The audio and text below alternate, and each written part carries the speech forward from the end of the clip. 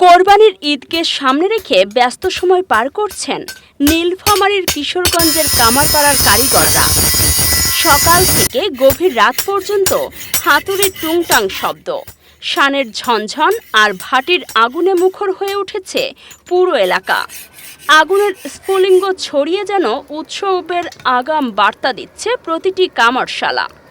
ঈদকে ঘিরে দা, ছুরি, চাপাতি, বটি ও বিভিন্ন লৌহজাত সরঞ্জামের চাহিদা বেড়ে যাওয়ায় কাজের চাপও বেড়েছে কয়েক গুণ।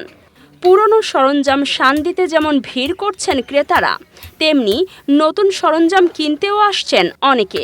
তবে লোহা ও কয়লার দাম বৃদ্ধির কারণে উৎপাদন খরচ বেড়েছে বলে জানান কারিগররা। তবুও বছরের এই সময়টাকেই ঘুরে দাঁড়ানোর বড় সুযোগ হিসেবে দেখছেন তারা। কিশোরগঞ্জের কামারপাড়ায় এখন যেন ঈদের আগাম ব্যস্ততা আর ঐতিহ্যের এক ভিন্ন আবহ বিরাজ করছে। নাম ধীরেন্দ্রনাথ মহন্ত, কিশোর কামারপাড়া আমার বাড়ি। এই পেশা আমি প্রায় ৭৪ সাল থেকেই সাথে পত্রেই করি, কিন্তু আগে যে কাজের চাপ ছিল খড়িতে ফেরত দিছি। এখন এর যে ঈদ আসছে যে কোনো কাজ কাম নাই, একটু বাচ্চা কী কারণে ঈদ আসছে বুঝি। এখন এই সব মালামাল আসছে বাইরে থেকে, বিদেশ থেকে চায়না মাল। এখন আমাদের জিনিসের উপর চাহিদা কম, যার জন্য আমাদের ব্যবসায় আর লাভ নাই। কয়লারও দাম বেশি, লোহার দাম বেশি, পোষায় না। এখন যখন অন্য কাজ করি পারি না, সেক্ষেত্রে করি এসছি। এখন এই কাজে করতেছি, তাছাড়া অন্য কাজ আমরা করি পারি না পোষাই যখন আসি ধরি আসি। আমি শ্রী নারায়ণ মহন্ত কর্মকর। আমি এই পেশায় প্রায় 25 বছর থেকে জড়িত। আগে যে এই পেশা আমরা করছিলাম কিছু মনে করো চলছিল, এখন যে চায়না পদ্ধতি বার হয়েছে তাতে আমাদের পেশা একটু কমজোরি চলে। তাছাড়া আগে যে লোহার দাম ছিল 10 থেকে 12 টাকা কেজি আমরা ব্যবহার করছিলাম, সেই লোহা এখন আমরা 105 টাকা বা 100 টাকা, কোনো সময় 102 টাকা এইরকমভাবে আমরা লোহা কিনি, আমরা কাজ করতেছি। তাতে আমাদের যে কাজ, তাতে আমার জীবিকা নির্ভর করা খুব কঠিন সমস্যা চলতেছে। যদি সরকার এটার কিছু দিত তাহলে আমাদের জীবিকা নির্ভর করাটা একটু ভালো চলতো। কাজে আমাদের এই পেশার উপর এখন আর চলে না, কারণ এরা চায়না পদ্ধতি এখন ব্যবহার করতে, চায়না জিনিস বেশি ব্যবহার হয়, আমাদের জিনিস এখন কম ব্যবহার হয়। কাজে আমাদের কাজকর্ম এখন খুব কম চলে। তাতে ঈদের 2-1 দিন আগে একটু টুকিটাকি চলে কোনো রকমভাবে আর কি। এই যে গ্রামের যা কাজকর্ম ছুরি কাটার এরাই আর কি ভালো করে, তাছাড়া নতুন বিজনেস অর্ডার খুব কম আর কি। আমার নাম ঝরিয়া কর্মকার। আমি এই লোহার শিল্প কারখানায় কাজ করি, এটা আমার নিজস্ব। আমি কাজ করতেছি, মনে করেন 2 দিন থেকে এই কাজগুলো করলাম। খরিদ্দারি কাজ খুবই হালকা। ঈদ যে ঘুরিয়ে আসছে, আর মাত্র 5টি দিন বাকি আছে।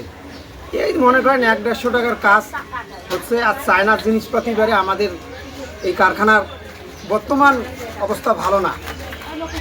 আর হবে এই 2-4 দিনে যা হইবে কাজ এতটুকুই। বর্তমান ঈদের এই যে ঈদেরই কয়েকদিন থাকি যে কাজটা হয় সেটা এখন নাই। এটা আগে কাজ প্রচুরভাবে ছিল, এখন সেটা আর নাই। এই চায়নাপত্র জিনিসগুলো বেড়ায়, অনলাইনে যেটা জিনিস বেড়ায়, এখন আমার কাছেই নেয় জিনিসটা।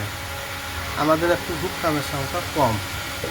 এই ঈদের যা একদিন যেটা হইবে সেটা জিনিসগুলো খুব চলছিল।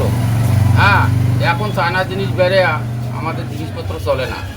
হ্যাঁ, তারপরেও কিছু বানাচ্ছি, হ্যাঁ, হাটে বিক্রি করেছি।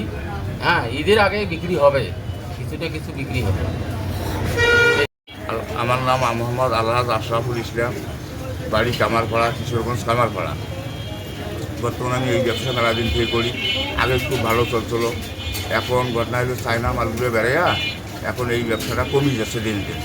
লোহার দাম, কয়লার দাম বেশি, এখন পোষাচ্ছে না আমাদের। এই এখন আশা রাখি, এখন দেখি আল্লাহ পাক কতটুকু করে। আলহামদুলিল্লাহ যতটুকু বিক্রি হবে। মানে ঈদ উপলক্ষে কিরকম বেচা বিক্রি হওয়ার আশা হচ্ছে টুকটাক, কিন্তু এখনো 3-4 দিন বাকি আছে।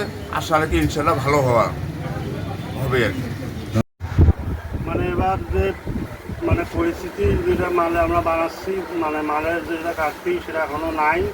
মানে ব্যবসা সেরকম সুবিধাজনক নয়। কয়লার দাম বেশি, লোহার দাম বেশি, মানে যেটা মাল আমরা বানাইছি কাটতে নেই, কোনো কাস্টমার নাই, মানে আমাদের এবার ঘাটতি যেটা মনে করো আগামীতে হতো সেটা এখন আমরা পাচ্ছি না। কোনো মাল পেপার বানাচ্ছি, বহুত মাল আছে, নেওয়ার মতো কাস্টমার নাই আমাদের। অনুরোধ করেছি যে আমার যেটা ভালো হয়।